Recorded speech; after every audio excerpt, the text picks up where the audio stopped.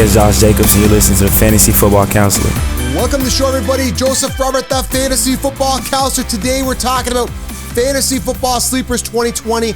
7 QB sleepers that are solid. Yes, solid 7 QB sleepers for you right here, right now.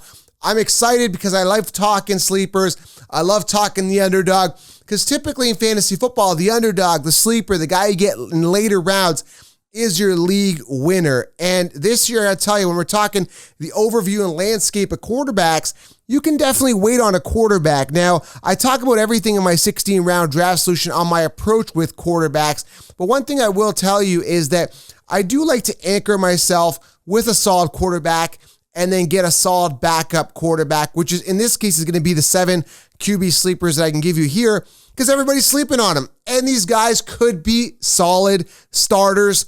Some of them could easily finish in the top 5 or top 10 potential, and they're being slept on. Another thing I want to discuss here, I want you guys to understand my mindset in the fantasy football draft strategy mindset when you are drafting any player for that matter, is that the mainstream consensus, the consensus, and I'm going to keep preaching this, and I want everybody to understand this, and I don't care if I sound like a broken record or if I sound repetitive, I need to hammer this home because the thinking of fantasy football analysis is very old school. We got to adapt. We got to change. Now, everything is changing, guys.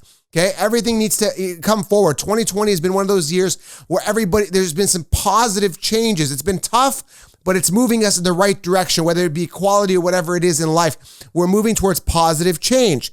And the fantasy landscape has to change as well. And the big problem is the consensus rankings and also the recency bias. So what happens is if a player gets hurt, if a player is off one year, they really fall in that ADP. But these guys are great players. They just had either one bad year or they were hurt or they were banged up or whatever the situation is, or they just didn't finish near the top. And I'll give you a couple examples. We'll talk about that. That's where I deep dive in here and think outside the box. And I'm not just thinking outside the box to be different. I'm thinking outside the box because it actually makes sense. And when I speak, everything I say is backed up with stats and actual factual information, and it all makes sense. You're going to see exactly what I'm talking about, okay? So we're going to talk about fantasy football QB sleepers right here, right now for 2020. Before I get into that, guys, link here below if you're on YouTube.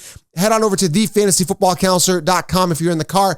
Get the 16-round draft solution. I believe with absolute certainty, this is going to help you guys crush your leagues. It helps everybody. This is the game changer, the video training. Scrap the draft kits, scrap the cheat sheets, because what people are going to give you, these analysts are going to give you a draft kit, which is basically their rankings. It's really old school. I'm walking you through every round, omitting all the bad players like I did last year. I told you no Odell round 1. I told you no Le'Veon Bell round 1. I told you no Damian Williams round 2. I told you no Antonio Brown round 2. That was all filtered out in 16 rounds, so you dodged a lot of bullets, right? I told you Derrick Henry, grab him as soon as you can, right? Based on his ADP, before someone else gets him. A lot of you guys ended up with Derrick Henry. That's just a quick example, right? Kyler Murray was my backup quarterback last year in a lot of my leagues. So this is what I mean. The year before, everyone said Gronkowski round 1. I said, no, stay away from Gronkowski, guys. Do not draft Gronkowski. Get George Kittle later. George Kittle boomed, okay? So this is the type of stuff you're going to get. You're going to get that competitive advantage. Head on over to thefantasyfootballcounselor.com or link below, pinned comment. Get it, guys, or in the body of the message. All right, so let's talk about the 7 solid quarterback sleepers. I'm going to rip through these guys because I've already done the homework for you. I'm going to talk some stats here, but I've done the homework, guys. Understand, take this all in, process it, and consider these guys as a backup. So, what I talk about in 16 rounds, I'm going to tell you guys now. Anchor your team with a solid quarterback. Will I pay a 5th round ADP pick for Dak or Kyler? Probably not, although I like them both this year. Maybe I'll look at a guy in the 7th round, but anchor your team with a solid quarterback and get these guys as a backup with upside.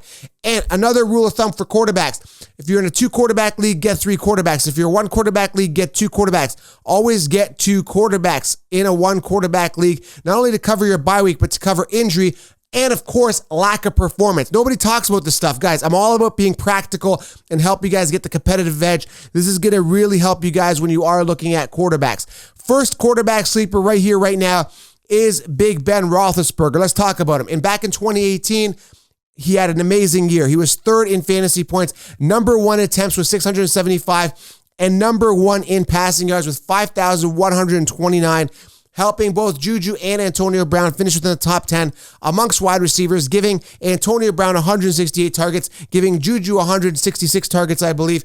Helped them both, really fed them the ball.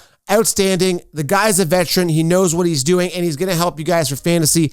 Not to mention, guys, This guy throws the ball a lot. Like I said, number 1 attempts back in 2018, 675. So I like a guy that throws the ball. I like a lot of volume. So now the consensus are sleeping on him. They've got him ranked 16th. Sometimes, I mean, again, a lot of people are in 10-person leagues or 12-person leagues, so they only get one quarterback. So this guy sometimes is coming undrafted, right? So when you are looking at this guy, understand this guy could be a starter, could be solid. I've never really liked Big Ben as a fantasy quarterback throughout the years. Again, having a pinnacle year in 2018, declining in 2019 due to injury. Coming back in 2020, he's probably going to want to finish strong, and he's definitely got the weapons. Deontay Johnson, they just drafted Chase Claypool. They've got Juju Smith-Schuster. They've got some weapons there. They're going to utilize him. He's going to play. I'm hoping that he's back to form. I heard he's getting back into shape. I'm excited about him. Probably wants to win another Super Bowl before he retires. So Big Ben, a quarterback sleeper, you get as a backup with some massive upside, okay? Number 2 here, I said 7 solid quarterback sleepers that you get as backups. Do not get these guys as starters. Although I will tell you, like I said before, these guys can be starters. Next guy, I absolutely love this guy. You draft him as a backup, he could definitely be starting for you by week 2 or 3. The guy I'm talking about is Ryan Tannehill. Now, he finished 22nd amongst quarterbacks last year, but that's not a good way to gauge him because he didn't really get started playing till in and around week 8, okay? If you go back, I encourage you to pull up his log of games in his fantasy production. This guy had his lowest game was like 14 points. It was like 13 and change in regards to point, 13.8 or something like that. I don't have his stats. It's all the memory right here because I did some notes here, but I don't want to deep dive. You know what? Let's just deep dive in there. Let's just pull him up here, okay? So Ryan Tannehill, I'm going to tell you his pinnacle game. Let's just dive into it because I want to tell you how excited I am about Ryan Tannehill, okay? Now, this is a guy that I never liked, okay? He was on Miami. Although he made Landry a good wide receiver in Miami, I don't know. He just didn't really shine there. But he's got a good O-line in Tennessee. He's got Derrick Henry. He's got a lot of he's got A.J. Brown, who's an elite receiver. He's in the groove there with the Tennessee Titans, okay? So he's got a ton of upside. So I will tell you that stat, 13.78 was his low week in week 13. That was his worst game. He still managed to get 2 touchdowns that week. Week 13 is versus Indy, okay? His best week was 32.36 points. That was in week 12 versus the Jacksonville Jaguars, but he didn't get going till in and around week 8. That's when he got going a little bit. Actually, week 7, I'm going to give him that. Week 7, he had a good game. He had 19.18 points. So if you look at all his points, he was averaging around 20 points per game, I would say. Okay, give or take, could be less, could be more. Now, if you project that out, had he played the first 6 games, this guy, I did the math, he would have finished with over 330 plus fantasy points, putting him in the top 3 to 4 amongst quarterbacks, okay? Because I think Dak Prescott was in there around 337 to pull it up here. Dak Prescott had 337. Ryan Tannehill had 224. You take the 6 games at 20 points a game, he's right up there. He's a top 5 quarterback. So the upside is there, the ceiling is there, and this guy is Mr. Consistent. He's a fantasy football QB sleeper. You get as a backup. Trust me, you'll be happy as a backup. He could start for you. Next guy here. Now, this guy I'm not really high on, never really been a fan of him, but the guy I'm talking about is Phillip Rivers. Listen, this guy's got a chip on his shoulder. He wants to win a Super Bowl. He's been criticized. He's been ridiculed. Just never been ultra elite, and I think he's got something to prove, okay? He's getting a little older. Again, he wants to win that Super Bowl. He's on the Colts now. We've got a good O-line. They've added Jonathan Taylor. They've got some receivers there with Michael Pittman. They've got T.Y. Hilton there. They've got Paris Campbell. They've got some targets there for him. I think he's an exciting backup. He's currently sitting, by the way, Tannehill's sitting 18th, going back 18th on the rankings right now. And he could be a top 5 finisher. Phillip Rivers is sitting 22nd, guys, right now amongst quarterbacks in rankings. Again, finished in 2017, he was 8th. Okay, 8th. He finished 8th amongst quarterbacks. In 2018, he finished 11th, and in 2019, he finished 18th amongst quarterbacks. Again, back to that recency bias thing. Because in 2019, he finished 18th, people are not riding him. They're like, okay, recency bias, new team, it's going to be different. But again, a backup QB sleeper you can get for super cheap, you're going to love it, okay? Phillip Rivers, a big-time sleeper. And again, the ceiling is high there with the Colts, okay? Coming in number 4, this is no particular order. I do like Ryan Tannehill a little bit more than some of these guys. But the guy I'm talking about here is Gardner Minshew. Now, I wasn't really high on this guy, but then I looked at the stats and I looked at what separated him from a guy like Kyler Murray. So Kyler Murray actually finished 8th, okay? I'm giving you guys an analogy here or an example to compare him to something. Kyler Murray, who everyone's high on, who everyone's calling the next Lamar Jackson, which I don't think so. He actually ended up finishing 8th with 285 fantasy points. Gardner Minshew quietly finished 19th amongst quarterbacks, but here's the deal, okay? He played 2 less games than Kyler Murray. Those 2 games, let's assume he had, 15 points those games, right? He had 230 points, add another 30 points. That puts him in and around 260 points, 20 points less than Kyler Murray. Stick with me on this one, okay? So he finished 19th, Kyler finished 8th. Stick with me. So Kyler Murray actually had 285 points, but check this out. Kyler had 4 rushing touchdowns. Minshew didn't. So the only thing separating Gardner Minshew and Kyler really in regards to fantasy production back in 2019 is 4 rushing touchdowns and the fact that Gardner Minshew played 2 less games. Even give Gardner Minshew those 2 extra games, he could have probably been almost up to par with Kyler Murray last year. Now you're saying, well, Kyler Murray was a rookie. He didn't really play. He didn't really get in his stride. Now he's got DeAndre Hopkins, this and that. Well, guess what? Gardner Minshew's still a young guy as well. So it doesn't really matter. And again, the ceiling is high for Minshew, who's also a rookie going into his second season. So at the end of the day, man, I'm not saying that Gardner Minshew is better than Kyler Murray. I still think Kyler Murray's ceiling is a lot higher than Minshew's, but here's the deal. What I'm saying is, the point I'm trying to make here is that you can get Gardner Minshew as a backup on your team with that upside. So I'm not trying to sell you start Gardner Minshew, draft Gardner Minshew 5th round. No. That's not what I'm saying. What I am saying is that he'd be a solid backup that you can get that's got that ceiling that could be on par with a Kyler Murray. You don't got to pay anything. He's going undrafted pretty much in a lot of drafts, okay? Again, currently sitting 24th on the consensus ranking. So his ADP, again, going undrafted, okay? Especially in a 12-person league. Most people don't draft 2 quarterbacks. Minshew's a good backup. All right, 3 more quarterbacks. I'm not going to rip too much into these guys in regards to statistics. I dove into the other guys statistically. I'm going to give you guys an overview because a lot of these guys haven't played. But I will tell you that the ceiling is high as backups to your guy. And I talk about this in the 16-round draft session. If this is making sense to you, which I know it is because I'm really diving in here. Nobody talks like this. Nobody dives in like this and gives you the practical advice. And the thing is, get the 16-round draft solution because everything is going to be there for you on a silver platter. I live and breathe this, so why not get advice from someone who lives and breathes this? It's going to be an unfair advantage over the competition. And everyone's saying, well, Joe, I really want you to be at the draft with me. 16 rounds is literally the closest thing I could do to be there because I give you all my optimal players as if how I would draft. I give you a mock draft in there every round, drafting the players I like. Get the 16-round guys. You guys are going to love it.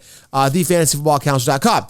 All right, so that's 4 with Minshew. Number 5, the next guy, Daniel Jones. Listen, I like this guy. Currently sitting right now 14th on the consensus ranking. So people are kind of aware of him. The nice thing about him is that they improved the O-line. They got 3 O-line men, and that's going to help him a little bit, okay? He played 13 games. In those 13 games, he had, 24 touchdowns, 12 interceptions. It's not the most exciting thing, but here, the thing with Daniel Jones that's appealing, again, is the O-line help. The fact that he played 13 games last year, still finished 24th. I think the ceiling is there. I think he's going to throw the ball a lot more. We know that Barkley's going to be the centerpiece of the Giants offense, but Daniel Jones is going to get some work. 24 touchdowns, 12 interceptions, 3,000 yards last year. A backup quarterback, guys, with some ceiling. That improved O-line, second year in the league. He's going to be more comfortable. He's going to throw more. His receivers aren't ultra elite, but he's got some receivers that are going to get the work done. He's got Evan Ingram there. He's got some weapons. Darius Slayton could take a definite step up this year. I like the upside here again with Daniel Jones. Also, going back to Minshew, I want to make a note here. What I like about Minshew, and I didn't compare with Kyler Murray, is that he had 21 touchdowns, 6 interceptions. Kyler Murray had 20 touchdowns, 12 interceptions. So Kyler threw more interceptions and had less touchdowns by 1. And Minshew played 2 less games. Keep that in mind as well. And with Daniel Jones, again, a similar situation where he's young, getting into a groove, has some upside. He's got some young receivers, Slayton, and with Minshew having Shark taking a step up this year, I'm excited. The ceiling could be high for these guys. And they both got great running backs in front of them, which is great. Fournette, great running back. and Saquon Barkley for these quarterbacks. Two other quarterbacks we won't spend too much time in, but again, as backups, this guy I absolutely love. The ceiling is high. I'm considering getting him as a backup in my league is Drew Lock. Love this guy. Love the upside. Love the talent. I've been watching a lot of tape on him in college. Great release, great pocket presence, good accuracy, and a ton of weapons there in Denver. They've got this guy locked and loaded for this year. I'm telling you guys, this is a high ceiling guy with a lot of risk because you don't know what to expect. And that uncertainty gives you a high ceiling and a lot of upside. And with that comes a lot of risk. But again, as a backup quarterback, they've got Cortland Sutton. They drafted arguably the best route runner out of the 2020 NFL draft in Jerry Jeudy. They've got Hamler. They've got Noah Fant. They've got Melvin Gordon catching the ball out of the backfield. All good signs for Drew Lock having an awesome season. Love the upside. Drew Lock, a fantasy football QB sleeper you get for super late as a backup. And finally, now I want to give an honorable mention here before I get to the last guy, Matt Stafford. I understand he's a backup, but I still think people are going to draft him as a QB1, so I don't really want to consider him a big-time sleeper like these guys. These guys are more like you can get him a little bit later. Stafford, people are going to be drafting him as a QB1, right? Probably in the 8th round. So, yes, he's a sleeper. Still, I still think people are sleeping on Stafford, but not big enough as a sleeper as some of these guys, okay? The last guy here is Jarrett Stidham. Listen, I don't know what to expect with this guy. He's got N'Keal Harry. He's got Edelman. He's got some options there. They drafted 2 tight ends. We don't know the ceiling of those guys. I mean, you never know. A lot of people are promoting Stidham as the future of the Patriots. He is off everybody's radar. Nobody's talking about this guy. I mean, this guy you can get as your QB3 in a 2-quarterback league, okay? Or for super flex league, whatever it is, you want a quarterback with a high ceiling. You don't know what to expect. Jarrett Stidham. I mean, this guy's got to make a statement. He's got a big role to fill with Tom Brady. Understand he's got a monkey on his shoulder, chip on his shoulder, whatever the terminology is. You know, he's gonna play with the sense that I got to fill the shoes of Tom Brady. So that chip on his shoulder may propel him forward to be like, hey, man, like, I got this, okay? I got to make this happen, okay? So Jarrett Stidham is a guy that you can get pretty much undrafted, super free at the end of the draft as a backup quarterback with a high ceiling, and I consider him a deep fantasy football QB sleeper. So there it is, guys. 7 solid quarterback sleepers for you. Consider to get them. And I keep saying this as a backup. You're going to absolutely thank me. You're going to love it. These guys are proven, most of them anyway, and they're going to put up some points, okay? Make sure you guys subscribe, leave a thumbs up, and get the 16-round draft solution. Let's crush 2020 fantasy football. And I will see you guys in the next video. Talk soon.